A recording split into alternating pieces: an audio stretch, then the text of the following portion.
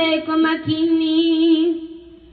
Ilikuwa Oktoba 15, watu wote tulisikia Raila amefariki.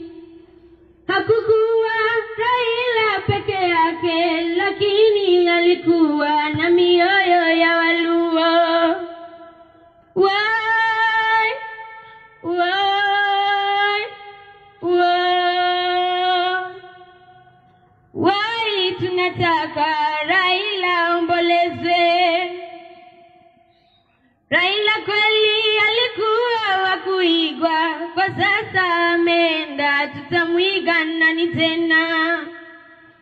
Wakenya wengi walimuita kwa jina baba, kwa kweli walimpenda Raila tena sana. Wai, wai, wai, wai, tunataka Raila ombolezwe.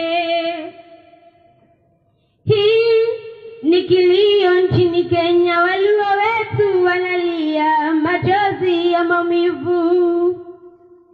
Kabila nyingi humu Kenya walipenda, kwa sasa wanalia